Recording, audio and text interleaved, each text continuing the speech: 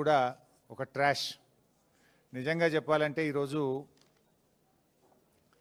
ఉత్త సొల్లు, ఎటువంటి నిరాధారమైనటువంటి ఆరోపణలు, ఆధారం లేనటువంటి మాటలు, అడిగిందే అడుగుడు, సొల్లు పురాణం తప్ప ఏమీ లేదు. ఒక్క ఆధారం కూడా చూపలేదు.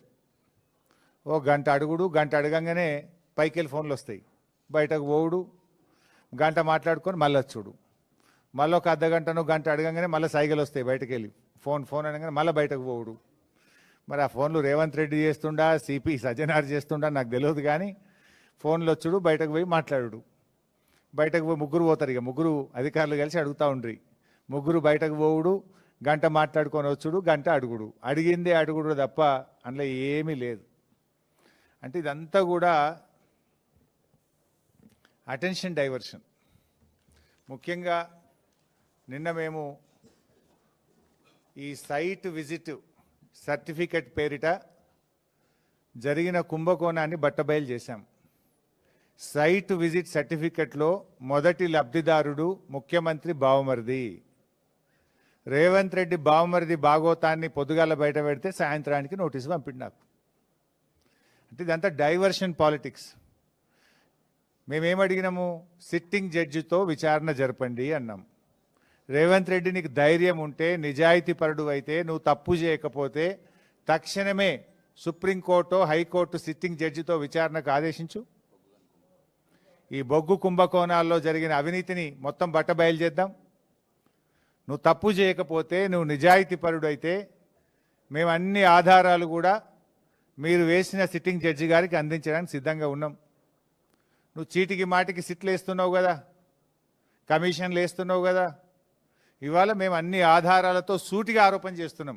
నీ బావమరిదే మొదటి లబ్ధిదారుడు, నీ బావమరిదే ఈ రింగుకు మొత్తం కింగ్ పిన్ను, నీ బావమరిదే ఈ సింగరేణిలో 1000 కోట్ల కుంభకోణానికి తెరలేపిండు. నువ్వు అంత నిజాయితీ పరుడు అయితే, తప్పు చేయకపోతే కమాన్ సిట్టింగ్ జడ్జితో విచారణకు ఆదేశించు, మేము రుజువు చేస్తాం. ధైర్యం ఉంటే ఆదేశించు. అంటే మీ భాగోతాలు బయటపడ్డాయి.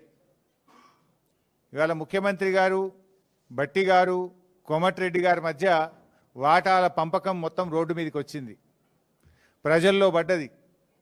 టెండర్ల మీ పోరాటం, టెండర్లు నాకంటే నాకని మీరు కొట్లాడుకునేదంతా ప్రజలకు అర్థమైంది.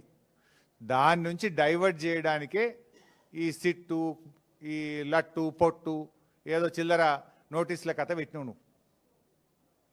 సరే, మాకు చట్టం మీద గౌరవం ఉంది, తప్పకుండా గౌరవిస్తాం, ఎన్నిసార్లు పిలిచినా హాజరవుతాం.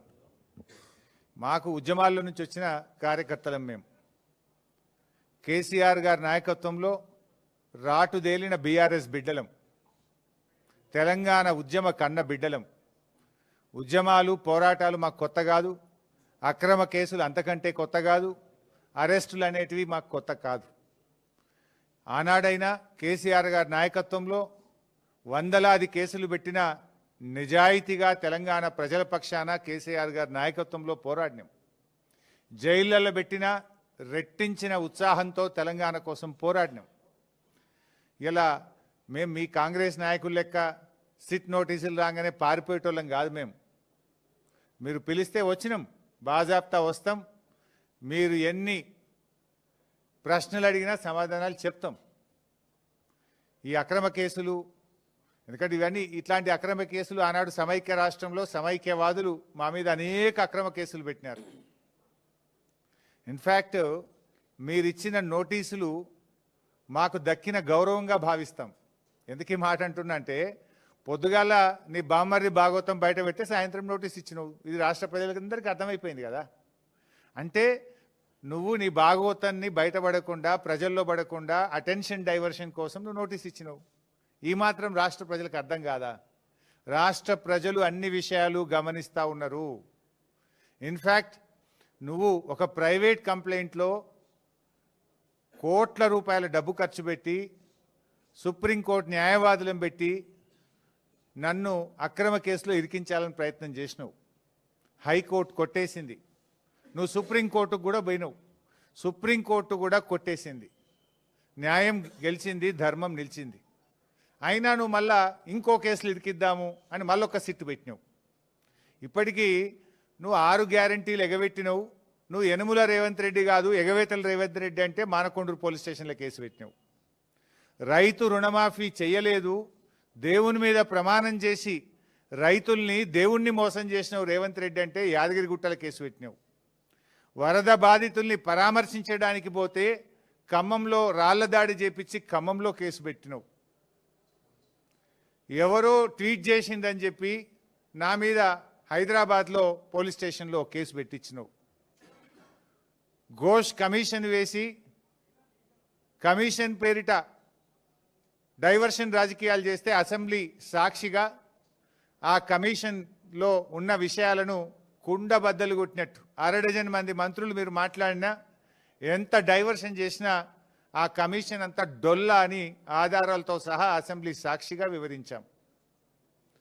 నిన్న నీ బామ్మర్ది బొగ్గు కుంభకోణం బయట పెట్టంగానే సాయంత్రం మళ్ళొక సిట్ నోటీస్ పంపినావు. ఇది రాష్ట్ర ప్రజలు గమనిస్తున్నారు.